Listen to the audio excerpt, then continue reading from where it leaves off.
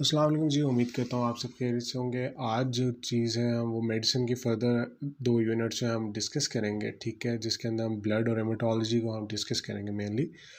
तो ब्लड के अंदर जो इंपॉर्टेंट चीज़ें हैं, वैसे तो हमने हर जगह पे पीरियड्स के अंदर भी पढ़ेंगे, ब्लड के बारे में हमने फिजियो में पढ़ा था, ठीक है, पैथो के अंदर भी पढ़ा था कि क्या क्या प्रॉब्लम्स होते हैं। तो वही चीज़ें आगे हम फर्दर जो है चीज़ें वही रहती हैं, फर्दर रिफ़ाइन होती जाती हैं साथ साथ, ठीक है, और उनमें इंफॉर्मेशन ऐड अप होती जाती है, ठीक है। सो सबसे पहले वही बात, इन्वेस्टिगेशंस। रेटिक काउंट क्या होता है, एमसीवी वैल्यू क्या होती है, ठीक है, एमसीएच क्या होता है, एमसीएचसी क्या होता है, ठीक है, आपको ल्यूकोसाइड काउंट क्या होता है, टोटल डिफरेंशियल काउंट क्या होता है, ठीक है, ये आपको पता होना चाहिए। इनकी नॉर्मल वैल्यूज़ की याद कर सकते हैं तो बहुत अच्छी बात है, नहीं तो आपको एटलीस्ट आरबीसी की, डब्ल्यूबीसी की, प्लेटलेट की, इनकी जो है नॉर्मल वैल्यूज़ वगैरह याद होनी चाहिए। एमसीवी वगैरह की वैल्यूज है वो आपको याद होनी चाहिए, राइट। नेक्स्ट जो चीज़ आ जाती है एनीमिया की डेफिनेशन, बहुत इंपॉर्टेंट है, वाईवे वगैरह के अंदर पूछी जा सकती है कि भाई एनीमिया होता क्या है, यही नहीं पता होता मोस्टली स्टूडेंट्स को, ठीक है, तो इसकी डेफिनेशन का आपने देख लेना कि क्या होता है।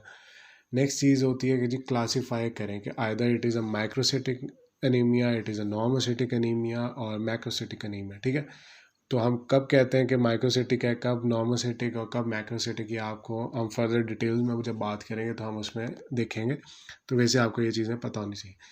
नेक्स्ट चीज़ जो है कि एनीमिया के साइन एंड सिम्टम्स क्या होते हैं, ठीक है, कि पेशेंट क्या चीज़ महसूस कर रहा होता है, और पेशेंट जब क्लिनिकली आपके पास आया तो आप क्या चीज़ देखते हो, उसका पैलर देखोगे, कहाँ कहाँ पे देखोगे, ठीक है, कोई नेल चेंजेस तो नहीं है, इस तरह आप उसकी जो जो भी चीज़ें देखोगे जनरल फिजिकल एग्जामिनेशन पे, वो साइंस में आ जाएंगी चीज़ें, ठीक है, जो आपको फाइंडिंग्स मिलेगी। और सिम्टम्स वो जो पेशेंट आपको आके बताता है कि जी मुझे डिजीनेस है, फटीग है, इस तरह के जो चीज़ें होंगी वो सारी इसमें आ जाती हैं, राइट। नेक्स्ट जो है वो आयरन डेफिशिएंसी एनीमिया, फीमेल्स में ज़्यादा होता है क्योंकि वो मेंस्ट्रुएशन वगैरह हो रही होती है, इसके अंदर ब्लड लॉस होता है, ठीक है, और इसकी डिटेल्स पता होनी चाहिए। वैसे तो हम गायनी ऑप्स के अंदर भी इसे हमने कवर करना है। तो बच्चों के अंदर भी ज़्यादा होता है, जो पाइका के जितने बच्चे होते हैं, ठीक है, तो वो उनके अंदर मोस्टली जो है वो आयरन डेफिशिएंसी होती है। सो इसके बारे में आपको पता होना चाहिए।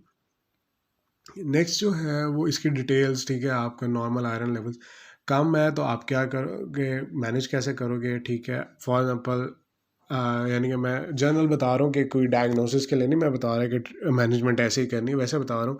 पेशेंट आया जी आपके पास का जो है वो आयरन लेवल्स कम है, आपने इन्वेस्टिगेट किया, आपको पता चल गया जी आयरन डेफिशिएंसी एनीमिया है, ठीक है, आपने उसका सारा जो है स्मीयर वगैरह भी देख लिया, हर चीज़ देख ली, ठीक है। अब आपने क्या किया, उससे जो है वो डाइट इम्प्रूव करने के लिए कह दिया, ठीक है, उससे आप चेक करते हो कि ठीक हुआ, थोड़े बाद फॉलो अप करते हो कि ठीक हुआ नहीं हुआ, फिर आप सप्लीमेंट्स डाल देते हो उसके अंदर, ठीक है, आयरन वगैरह के।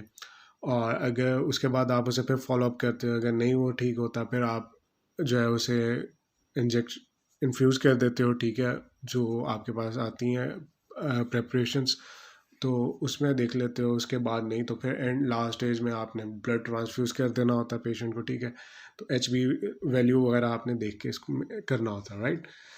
उसके बाद थैलेसीमिया हमने पीरियड्स के अंदर डिटेल में बात की थी कि क्या होता है, ठीक है, मेजर क्या होता है, माइनर क्या होता है, बीटा थैलेसीमिया क्या होता है, ठीक है, क्या इसमें स्प्लीनोमेगैली होती है तो किस टाइप की होती है, ठीक है, और बॉसिंग वगैरह होती है, इसके अंदर एक्सरे पे क्या फाइंडिंग आ रही होती है, ठीक है, cousin marriage is the most common यानी कि रिस्क फैक्टर है, कॉज है इसकी, तो वो आपको पता होना चाहिए। उसके बाद जो है सिकल सेल डिजीज़ के बारे में पता होना चाहिए, कहाँ पे जो है वो आपका जो है ग्लूटामिक एसिड जो है वो विलिन से रिप्लेस हो रहा होता है, ठीक है, सिकलिंग होती है, उससे क्या क्या मसले आते हैं सिकलिंग की वजह से, ठीक है, और क्रीसेंट शेप सेल्स आ रहे होते हैं, इसके बारे में आपको डिटेल में पता होना चाहिए। हेरिडिटरी स्फीरोसाइटोसिस होता है, ठीक है, इसमें क्या हो रहा होता है, आपके जो सेल की शेप है वो चेंज हो रही होती है, ठीक है, उसकी जो आ, उसकी वजह से आपको स्प्लीनोमेगैली भी होती है, और सारे डिटेल में हम इसमें बात करेंगे, ठीक है ना। तो उसके बाद जो है ग्लूकोज 6 फॉस्फेट डिहाइड्रोजनेज डेफिशिएंसी होती है, जिसे हम G6PD डेफिशिएंसी क्या कहते हैं, ठीक है। इसकी वजह से क्या क्या होता है ये आपको पता होना चाहिए। ए प्लास्टिक एनीमिया के अंदर तीनों सेल लाइंस जो होती हैं हमारे पास, WBCs, RBCs, प्लेटलेट्स, ये सारे जो है वो गिर जाते हैं, ठीक है, तो वो है कि लो हो जाते हैं। तो इसके बारे में आपको पता होना चाहिए कि क्या होता है, कैसे ट्रीट करते हैं, ठीक है, मैनेज कैसे करना है, इन्वेस्टिगेट कैसे करना है, ये आपको पता होना चाहिए। नेक्स्ट चीज़ है जी, आपको ल्यूकीमिया के बारे में पता चाहिए, ल्यूकीमिया क्या होता है, ठीक है।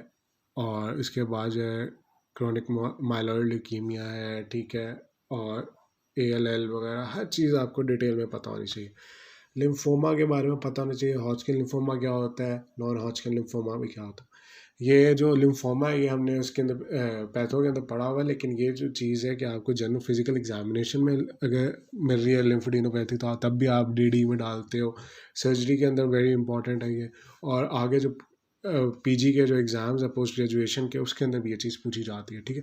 तो आपको इसके बारे में पता चाहिए, इनका जो पैटर्न है कि वो जो है एक सेम साइड पे होते हैं, एक जो है वो मिक्स पैटर्न होता है उनका, ये सारा डिफरेंस जो आपको पता होना चाहिए। जो मैं चीज़ें इंपॉर्टेंट बताता हूँ ना, जो इंटरनेट से देखनी होती हैं, इसको बेशक आप एक जगह पे कलेक्ट करके इनके प्रिंट आउट निकाल के ना स्टेपल कर लें अपनी बुक के साथ, या फिर बुक के ऊपर वैसे लिख लें।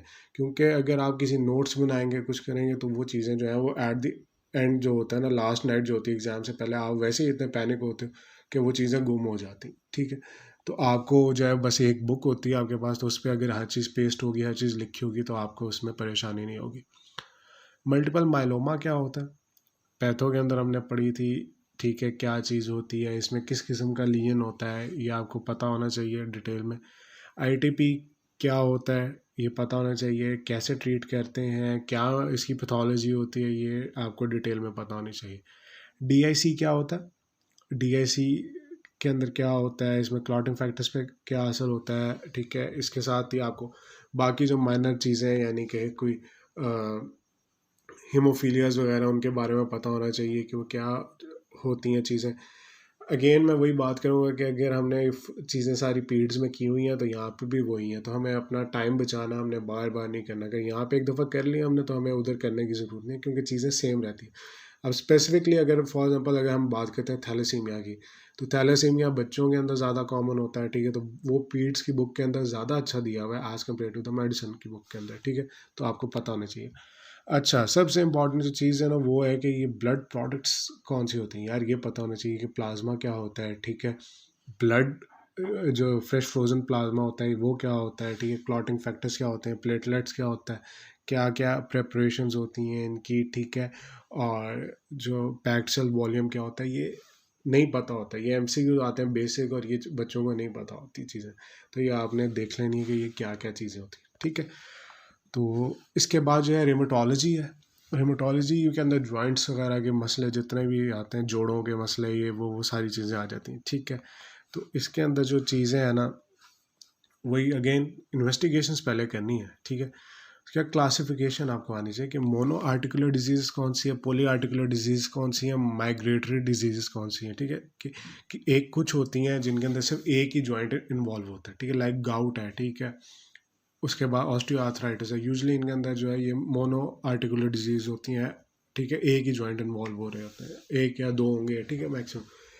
जो पोली आर्टिकुलर डिजीज़ है ना, उनके अंदर क्या होता है कि उसमें मल्टीपल जॉइंट्स जो है इन्वॉल्व होते हैं, राइट। रेमेटॉइड आर्थराइटिस है, ठीक है, इसका डिफरेंट। फिर माइग्रेटरी होता है आर्थराइटिस, उसके अंदर होता है कि कभी कोई जॉइंट इन्वॉल्व होता है, कभी कोई जॉइंट इन्वॉल्व हो रहा होता है। तो इसकी आपको डिटेल्स पता होनी चाहिए कि क्या क्या होती हैं इनके अंदर, एक एक दो दो एग्जाम्पल्स भी आपको आनी चाहिए, ठीक है।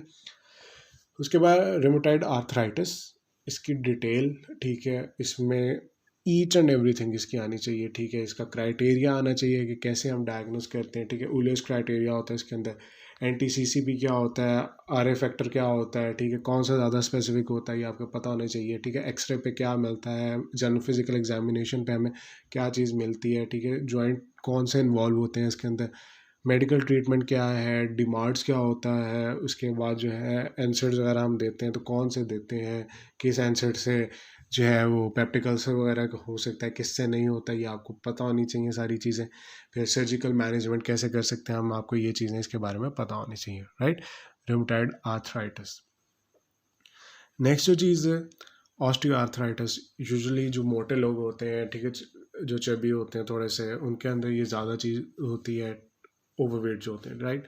और ओल्ड एज के अंदर जो होता है उनके अंदर बहुत ज़्यादा कॉमन होते हैं। तो यूजुअली इसका जो टिपिकल सिनेरियो होता है ना वो ज़्यादातर इजी टू डायग्नोज हो, तो ओल्ड ओल्ड एज पेशेंट होते हैं वो आर ओवर वेट, तो उनके अंदर ये ज़्यादा जो है ना वो आ रहे होते हैं मसले। तो ये आपको पता होना चाहिए इसके लिए क्या करना है, वेट रिडक्शन करना है, पेशेंट को कहना वॉक विद अ स्टिक, ठीक है, इसकी सारी जो मैनेजमेंट वगैरह वो आपको आनी चाहिए, राइट। उसके बाद जो स्पेसिफिक इसकी जो ट्रीटमेंट है, मैनेजमेंट है, जो इसमें जॉइंट रिप्लेसमेंट होता है इसमें, ठीक है, आर्टिफिशियल जॉइंट्स वगैरह हम जो है वो इम्प्लांट करते हैं इसके अंदर, बॉडी के अंदर, तो वो चीज़ें कि वो आपको पता होनी चाहिए क्या होता है, ये जॉइंट रिप्लेसमेंट वगैरह हर चीज़ का बारे में पता होना चाहिए। नेक्स्ट जो चीज़ आ जाती है सेप्टिक आर्थराइटिस क्या होता है, ठीक है, इसमें क्या मसला होता है, साथ किस एज ग्रुप के अंदर होता है, ये चीज़ें आपको डिटेल में आनी चाहिए, राइट। स्क्लेरोडर्मा क्या होता है इसके, ये आपको ऑस्की के अंदर भी ना इसकी पिक्चर वगैरह आ सकती है कि व्हाट इज़ दिस, और इसके अंदर टिपिकल अपीयरेंस हो रही होती है स्किन की, ये आपको पता होनी चाहिए। और उसके बाद एसएलई क्या होती है, एसएलई जो है वो एक बहुत ज़्यादा इंपॉर्टेंट है, ठीक है, इसकी अच्छा एक चीज़ याद रखनी है कि जो एसएलई है और रिमेटॉइड आर्थराइटिस, ठीक है, इनके आपने ना जो एक्स्ट्रा आर्टिकुलर मैनिफेस्टेशन है वो लाजमी याद करनी है, वो एक पूरा टिपिकल क्वेश्चन बनता होता है, मैं आपको करवाऊंगा भी ये, लेकिन है कि ये आपको पता होनी चाहिए, अगर आपकी बुक के अंदर नहीं है तो आपने ये काट के कहीं से या पेस्ट कर लेना या लिख लेना है, ठीक है। तो इनके क्राइटेरियाज नहीं है बुक्स के अंदर, ठीक है, तो आपको क्राइटेरियाज के बारे में पता होना चाहिए, इनके आपस में डिफरेंसेस जो है उनके बारे में पता चाहिए। तो एसएलई क्या होता है, ठीक है, इसके अंदर जो है बटरफ्लाई रैश का कहीं भी लफ्ज़ आएगा तो आपके जहन में एसएलई आ जाएगा फ़ौरन, ठीक है। और इस तरह आपको इसका क्राइटेरिया आना चाहिए, ट्रीटमेंट क्या है, मैनेजमेंट कैसे करनी है, सब चीज़ें आनी चाहिए, ठीक है। नेक्स्ट चीज़ आती है एनकालोजिंग स्पॉन्डिलाइटिस, यूजुअली यंग लोगों के अंदर होता है, और ये आपको पता होनी चाहिए इसकी डिटेल, अक्सर ये आ जाता होता है सिनेरियो वगैरह, तो यानी कि आपको इसके बारे में पता होना चाहिए। रिएक्टिव आर्थराइटिस क्या होता है, ये आपको डिटेल में आना चाहिए क्या चीज़ होती है, ठीक है। पोलीमायोसाइटिस और डर्मेटोमायोसाइटिस वगैरह ना, ये आपको जो है ना इसे वो कहते हैं कि यानी कि रीड कर लें एक दफ़ा, लेकिन कि आपके जहन में हो, थोड़ा बहुत कंसेप्ट आ जाए, लेकिन एग्जैक्टली इसे ज़्यादा डिटेल में याद करने की ज़रूरत नहीं है, ठीक है। गाउट क्या होता है, ठीक है, इसके अंदर कौन से लेवल्स हम करवाते हैं, इसमें यूरिक एसिड के लेवल्स जो हैं वो रेज्ड होते हैं नहीं होते, या आपको डिटेल में हर चीज़ पता होनी चाहिए, इसकी इन्वेस्टिगेशन, इसका ट्रीटमेंट, कौन सा सबसे ज़्यादा बिग डो का जो जॉइंट होता है वो सबसे ज़्यादा इन्वॉल्व होता है इसके अंदर, ठीक है, तो आपको पता होना चाहिए। हम इसके अंदर जो है पेशेंट को मीट प्रोडक्ट्स वगैरह जो वो बिल्कुल बंद करवा देते हैं कि जी ये नहीं खानी आपने, ठीक है, दालें शालें भी नहीं खानी, जो भी चीज़ यानी कि यूरिक एसिड वगैरह को रेस करती हैं तो वो हम बंद करवा देते हैं पेशेंट की। उसके बाद सोरेटिक आर्थराइटिस होता है, ठीक है, जो सोरेसिस के पेशेंट होते हैं उनके अंदर ये एक आर्थराइटिस का मसला आ रहा होता है, तो इसके बारे में आपने को पता होना चाहिए, डर्मा से रिलेटेड है तो इसके बारे में आपको पता होना चाहिए। उसके बाद जो है एंटी फॉस्फोलिपिड एंटीबॉडी सिंड्रोम, ये बहुत ज़्यादा इम्पॉर्टेंट है, और ये गायनी के अंदर जो मिस कैरेजेस होते हैं और रिकरेंट मिस कैरेजेस जो होते हैं ना, उसकी एक बहुत ज़्यादा इम्पॉर्टेंट कॉज है ये, ठीक है। और किसी भी औरत के अंदर अगर 2 से 3 रिकरेंट यानी कि मिस कैरेज हुए हैं, जिसे हम रिकरेंट मिस कैरेज कहते हैं, ठीक है, तो उसकी one of the major cause है वो ये होता है, ठीक है। तो इसका ट्रीटमेंट कैसे करना है, अगर प्रेगनेंसी है उसके अंदर कैसे करना है, नॉर्मल के अंदर क्या करना है, ये आपको पता होना चाहिए। ऑस्टियोपोरोसिस क्या होता है, कौन से हार्मोन्स इन्वॉल्व होते हैं, ठीक है, ये हमने मेनोपॉज वाले चैप्टर में भी डिस्कस की थी बात, ठीक है, तो ये आपको पता होना चाहिए। और इसके लिए क्या आपको सप्लीमेंटेशंस करनी है, कौन सी डाइटरी मॉडिफिकेशंस करनी है, हर चीज़ आपको डिटेल में आनी चाहिए। ये वो टॉपिक्स हैं जो आपको रूटीन पे टेलीविजन्स पे आपको इंटरनेट पे इनकाउंटर होते हैं ये टॉपिक्स, ठीक है, तो इसके बारे में आपको पता होना चाहिए। उसके बाद paged disease of bone important है, एक paged disease of the breast है, ठीक है, जो हम सर्जरी के अंदर जो है वो डिटेल में डिस्कस करेंगे, दोनों हमने पैथों में पढ़ी हुई हैं। यहाँ पे जो है ये क्योंकि बोन और जॉइंट्स का चैप्टर है तो यहाँ पे बोन को हम डिस्कस करेंगे। नेक्स्ट चीज़ जो आ जाती है जी हमारे पास जो है वो एसजॉर्गन सिंड्रोम है, ठीक है, ईएनटी के अंदर भी हमने पढ़ा था ये, और ये बहुत ज़्यादा इंपॉर्टेंट है, तो ये आपने देख लेना है एक दफ़ा डिटेल में, ये जब हम ईएनटी की चीज़ें डिस्कस करेंगे उसमें मैं आपको डिटेल में बताऊँगा। उसके बाद बैक पेन, मोस्ट कॉमनली जी कमर में दर्द हो रही है, बैक पे दर्द हो रही है, ठीक है, क्या क्या डिफरेंशियल्स हो सकते हैं, क्या क्या मसले हो सकते हैं, ठीक है, कैसे उसे एग्जामिनेशन करेंगे, कैसे आप इन्वेस्टिगेट करेंगे, ठीक है, और हर चीज़ आपको पता होनी चाहिए। मैं आपको डिटेल में ये भी बताऊंगा कि बाद में कि जी आपने क्वेश्चन कैसे अटेम्प्ट करना है, आपने हिस्ट्री, एग्जामिनेशन, इन्वेस्टिगेशन क्या क्या स्टेप्स पूरे फॉलो करने होते हैं, आपने डिफरेंशियल डायग्नोसिस कैसे बनाना होता है, ये चीज़ें हम सारी डिस्कस करेंगे इस पर, ठीक है। तो वेस्कुलाइटिस क्या होता है, ये आपको सिर्फ एक दफ़ा रीड आउट करना है, इससे आपको एमसीक्यूज वगैरह आ सकते हैं, बाकी डिटेल में करने की ज़रूरत नहीं, ठीक है। सो इसके साथ ही जो है हम इसे एंड करेंगे, ठीक है। उम्मीद करता हूँ कि आपको यानी कि पसंद आई होगी ये वीडियो, और अगर कोई मसला होता है आप जो है वो कमेंट कर सकते हैं, ईमेल इसके अंदर अवेलेबल है, आप ईमेल करके पूछ सकते हैं, ठीक है। और आपको कोई भी यानी कि प्रॉब्लम होता है आप इसमें फ्रीली जो है ना आप यानी कि फ्रेंकली बात कर सकते हैं, आप कमेंट करके पूछ सकते हैं, ठीक है। सो टेक केयर, अल्लाह हाफिज़।